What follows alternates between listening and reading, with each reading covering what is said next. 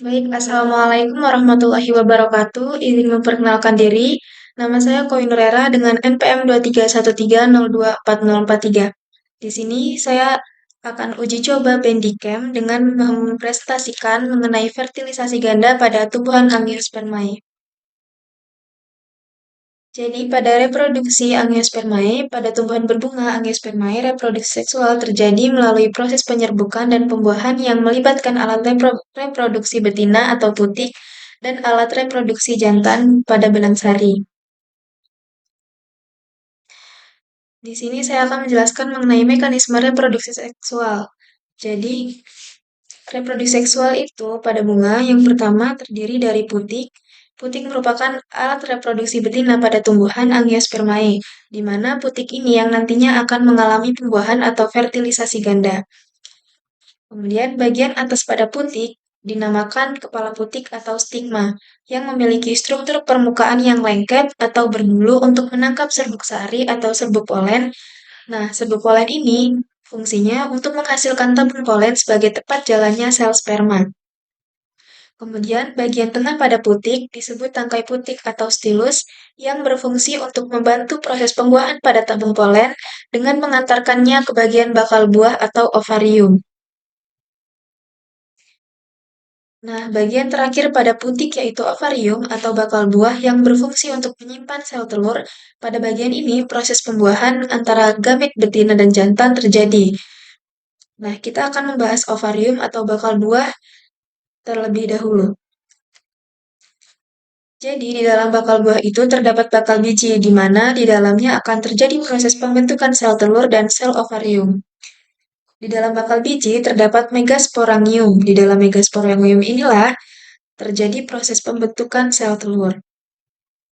Pada bagian megasporangiumnya itu terdapat bagian terbuka atau tidak tertutup yang disebut sebagai mikropil.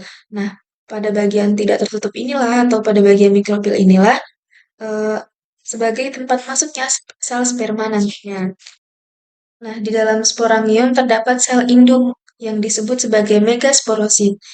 Nah, megasporosit ini bersifat diploid atau dua sel anakan, di mana megasporosit ini akan membelah secara meiosis menghasilkan 4 buah megaspora, di mana masing-masing selnya bersifat haploid. Di antara keempat sel megaspora ini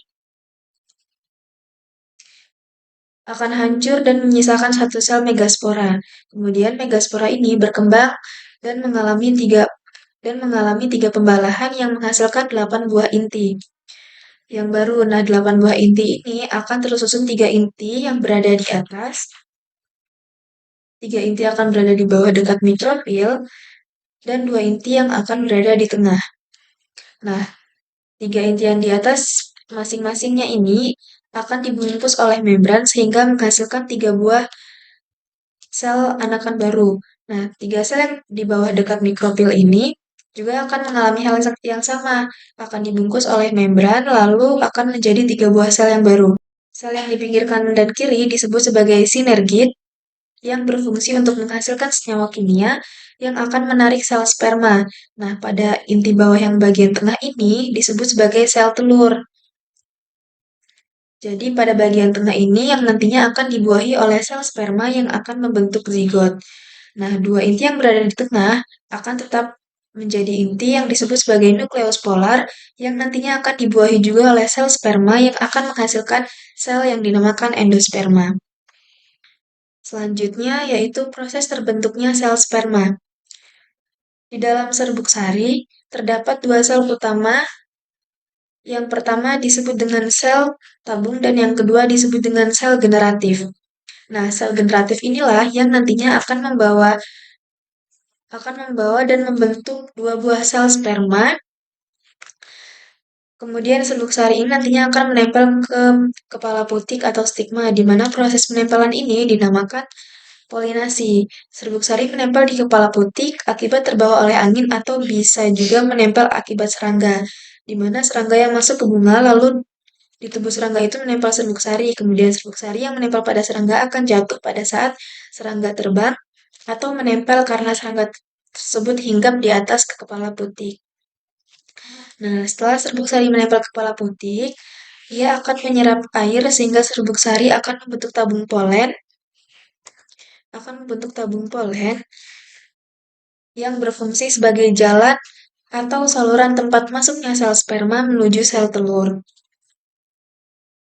Dalam proses memasuki bakal buah, sel generatif atau sel sperma akan membelah menjadi dua sel sperma.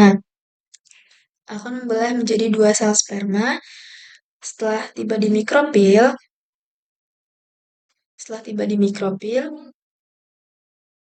ia akan menembus megasporangium.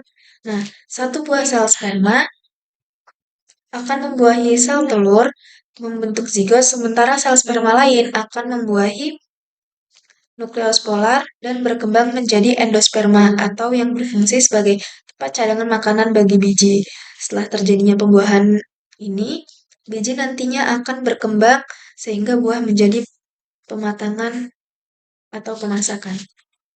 Mungkin itu saja yang dapat saya sampaikan. Saya ucapkan terima kasih. Assalamualaikum warahmatullahi wabarakatuh.